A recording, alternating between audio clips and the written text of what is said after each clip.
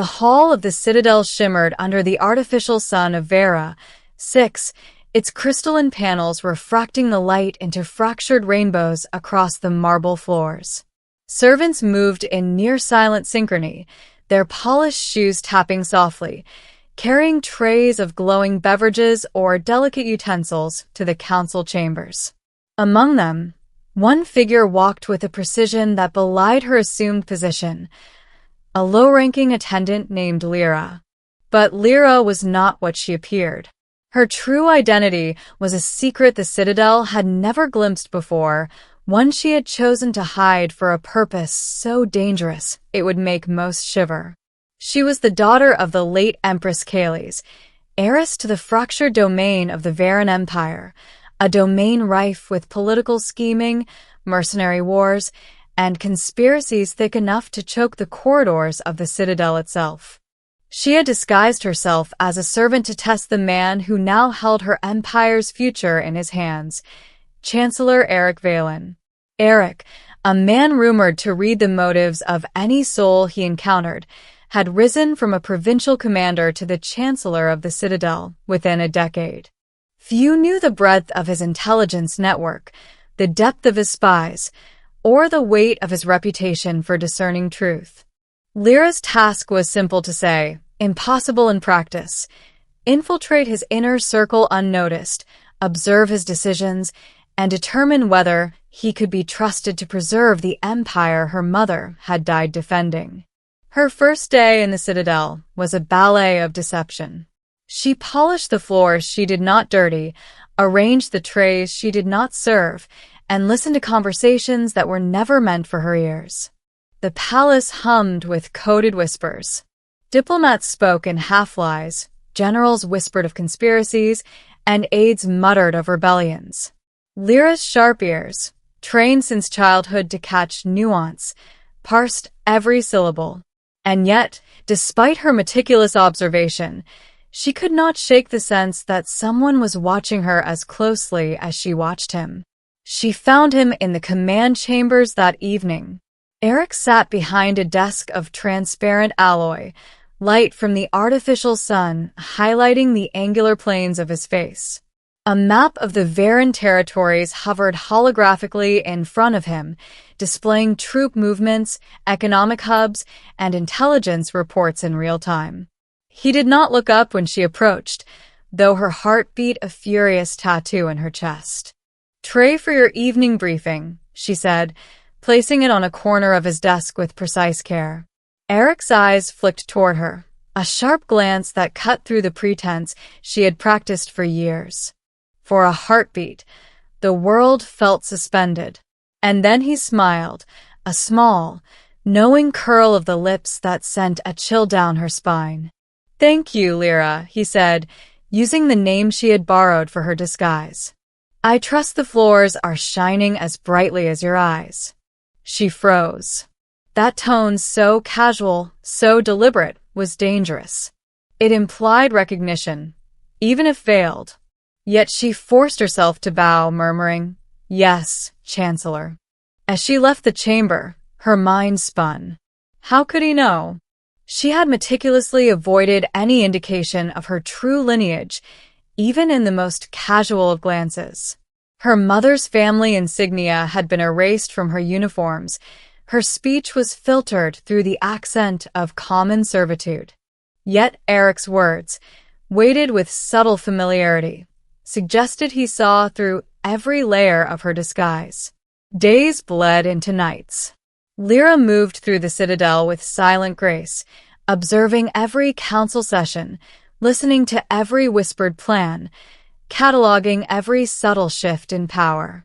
She watched Eric negotiate with rogue planetary governors, temper feuds between military captains, and expose traitors without raising suspicion. And always, she felt the weight of his gaze, even when he was in another chamber, even when he pretended to ignore her. One evening, while cleaning the eastern balcony overlooking the Crystal Gardens, Lyra overheard a conversation that would change everything. "She moves through the Citadel too easily," said a voice, deep and venomous. I've seen her near the council chambers, near the archives. She isn't just another servant. She's something else. Another voice, raspy and cautious, responded. And yet Eric hasn't acted. He must know she is here. Perhaps he intends to use her, or worse, expose her. Lyra stiffened. Her hands gripped the cleaning brush so tightly it threatened to splinter. If her suspicions were correct, someone within the Citadel was aware of her masquerade, and the fact that Eric had not acted suggested a dangerous game she had yet to understand. That night, she dared to confront him. She waited until the corridors were deserted, the only light the dim glow of the artificial sun as it dipped below the crystalline walls. She found him in his private study, examining reports by holographic interface, the soft hum of machinery echoing off the walls. "Chancellor," she said, her voice steady despite the storm raging within her. "You know, don't you?" Eric looked up, his eyes narrowing, and for the first time, his smile was gone. Instead, there was a cold calculation. "Know what, Lyra? That I am..." She hesitated, then exhaled sharply. "That I am Kaylee's daughter. That I am here to test you." He leaned back in his chair, steepling his fingers. "You assume that you are the one observing," he said slowly. "You assume that this experiment is yours alone." Lyra's stomach dropped. You've known." "For weeks," he admitted. "I allowed you to come here, to move among the servants, because I wanted to see what you would do. Because I wanted to see how much of your mother lives in you, not just in courage, but in judgment, in discretion, in the way you measure others." Her mind raced. She had expected suspicion, confrontation, perhaps even exile. But not this. Not the quiet admiration hidden beneath a veneer of authority. "Then why didn't you expose me?" "Because exposure is a blunt instrument," he said, rising and stepping closer. "And I wanted to know if you would trust someone else with your truth, or if you would act alone. Leadership is not about secrecy, Lyra.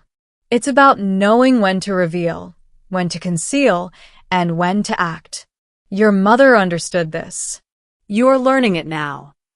Lyra felt a strange warmth, a mixture of relief and awe. She had tested him, but he had tested her right back, in ways she had never imagined. The next days brought their own challenges. Word had spread, carefully, intentionally, through the intelligence network that an infiltrator had entered the Citadel. Officers grew wary, diplomats whispered, and the weight of potential rebellion hung in the air. Lyra moved through it all, keeping her role as servant, though her interactions with Eric became more nuanced, filled with silent acknowledgement and unspoken strategy. Then came the real test. A fleet from the outer systems, known for its brutal mercenaries and unpredictable alliances, arrived at the gates of Vera 6. They demanded tribute, threatening bombardment if their demands were not met. The council debated feverishly, each faction pushing its own solution. Some wanted immediate military retaliation, others argued for negotiation. Lyra watched, heart pounding, as Eric listened to all sides, nodding and questioning with precision. She expected hesitation, a flaw to exploit, but none appeared. When he finally spoke, his voice was calm, unwavering. "We will not bow to intimidation, but neither will we waste lives in rash retaliation. Our path forward is intelligence, precision strikes, and leverage. I have already dispatched agents to infiltrate their command ships. They will not see us as weak, and they will not see us as predictable." Lyra's breath caught. He had anticipated everything, and yet he did so without arrogance, without underestimating anyone. He moved with the instinct of a ruler and the caution of a strategist. That night, she found herself alone with him in the command chambers, the fleet's holographic display painting their faces in eerie blues and purples. She dared to speak. You already knew, she said softly, how this would play out. Eric turned, eyes locking with hers. I know enough to trust those who prove themselves. And you have Lyra, Kaylee's daughter. You have. The words struck her, not with revelation but with an almost physical weight. She realized that this test, which she had believed was solely hers, had become a shared understanding, a mutual recognition of worth, judgment, and capability. In the silence that followed, the Citadel itself seemed to exhale. Days later, the fleet withdrew. Their commander, impressed and unnerved by the precision and foresight of Vera Six's defense, opted to negotiate rather than attack. Within the Citadel, whispers of Eric's brilliance and of the mysterious servant who had moved through its halls circulated, though the full truth remained hidden. Finally, Eric called Lyra into his private study one last time. The sun had set outside, leaving the chamber bathed in the soft glow of luminescent panels. You may reveal yourself, he said. The test is complete. Lyra hesitated, then removed the simple mask and uniform that had concealed her identity. She stood tall, her royal bearing hidden beneath years of subterfuge, now fully revealed. Eric rose, his expression inscrutable, though a trace of respect softened his eyes. Kaylee's daughter, he said, using her real name. I suspected from the beginning, but it was never about discovery. It was about understanding. And now I understand. You are ready. Tears pricked her eyes, but she held them back. Relief, pride, and something deeper, a connection she had not anticipated, flowed through her. Then you trust me? I trust you, he said simply. And together, we will lead the Empire forward. Not as ruler and subject, not as master and servant, but as equals. Your mother's legacy lives through you, Lyra, and ours begins anew. For the first time, she allowed herself to see the path ahead, not as a servant testing a ruler, but as a partner in shaping the fate of an entire galaxy. The Citadel no longer felt like a labyrinth of deception. It was a place of strategy, of wisdom, and now, of shared purpose. And as they stood side by side, watching the artificial sun rise once more over the crystalline city, Lyra understood something profound. Some truths cannot be hidden, not from the world, and not from the man who already knew them. The Empire was theirs to protect. Together. The days after the fleet's withdrawal were quiet, but the calm was tense. The Citadel seemed to hold its breath, as if aware that something monumental had shifted within its walls. Lyra moved through the corridors now without disguise, her presence commanding, yet humble, earning glances of curiosity and respect. The servants who had worked alongside her whispered, uncertain whether to treat her as one of their own or as someone far above them.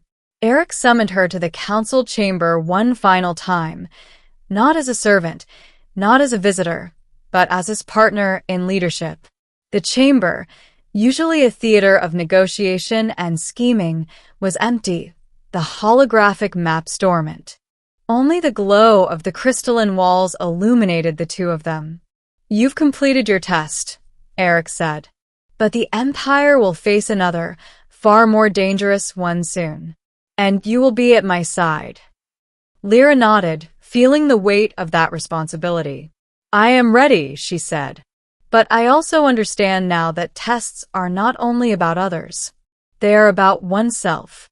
I have learned more in these weeks than I thought possible. He walked to the center of the chamber, gesturing to the vast map of the Veran territories. Every decision we make affects billions of lives.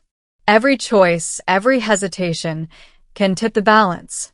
We need leaders who understand that instinct, strategy, and empathy must move together. That is why I watched you, not to trap you, but to measure whether you can bear it. Lyra stepped closer to the map, her hand hovering over the holographic projection. She saw the outer systems, the contested colonies, the trade hubs vulnerable to raiders. She saw the web of alliances her mother had built, fragile yet vital. "I see now," she said, "and I understand why you allowed me to test you in turn." Eric's eyes softened, and for the first time, a hint of warmth crossed his otherwise guarded features. "Some truths are not revealed in council chambers or on battlefields," he said. "They are revealed in trust, in choice, in the courage to act knowing the stakes. You have that courage, Lyra." A quiet silence fell between them, filled only by the hum of the citadel. Then, without ceremony, Eric extended his hand. "Will you stand with me? Not as a servant, not as a shadow, but as a partner?" Lyra took it, feeling the firm strength of his grasp, the weight of mutual respect, the promise of shared destiny. "Yes," she whispered. The next weeks were a flurry of strategic planning and quiet diplomacy. Lyra, now openly recognized as the heir to Empress Kales, moved through the citadel with authority tempered by her experiences in the shadows. She met with governors, resolved disputes, and helped orchestrate a network of intelligence that rivaled Eric's own. Yet even in the council's light, she never forgot the lessons of humility and observation learned as a servant. Then, an unexpected message arrived, a distress signal from a frontier system under siege by mercenaries. It was an opportunity, not for battle alone, but to cement the credibility of the new leadership. Together, Lyra and Eric prepared a plan that blended diplomacy, cunning, and military precision.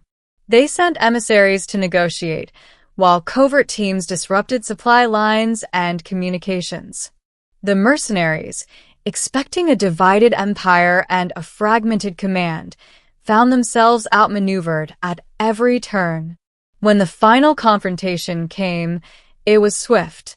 The fleet of mercenaries surrendered not in defeat of force alone, but in recognition of the unity and foresight of Vera Six's leadership. The victory was celebrated across the empire, but for Lyra and Eric, it was a quiet affirmation. They had proven themselves not only to the citizens of their world, but to each other. Later, in the quiet of the command chambers, they stood together overlooking the city. The artificial sun glimmered on the crystalline towers, reflecting the promise of a future built on trust, strategy, and courage. "You knew," Lyra said softly, almost a question, "that I would try to test you. Yet you let me." "I did," Eric replied, "because sometimes the truth is only seen when one allows themselves to be observed. And you, Kales' daughter, you've proven yourself worthy of that truth." She smiled, a mixture of relief and pride, and finally understood what her mother had always believed, that leadership was not about hiding behind titles or authority, but about revealing strength when it mattered most, and trusting those who shared the same vision. "Then the Empire is safe?" she asked. "For now," Eric said, a faint grin crossing his face. "And with you by my side, it will not only survive, it will thrive." Lyra took a deep breath, letting the weight of the past weeks fall away. She had entered the citadel as a shadow, a servant cloaked in secrecy, testing the man she was meant to trust. Now she left as a partner, a leader in her own right, her purpose aligned with the man who had already seen through every veil she wore. As they stood side by side, watching the sun glint off the crystal towers and the galaxy stretch beyond, Lyra understood something profound. Some truths cannot be hidden, not from the world, and certainly not from those who are meant to see them. And in that understanding, in the quiet strength of mutual trust and respect, a new era began. Not for a servant, not for a ruler, but for leaders, united, unwavering, and ready to face whatever the galaxy might dare to throw at them next. The citadel pulsed with life, and for the first time in decades, it felt whole. The game of deception was over. The test had ended, and the future belonged to them both.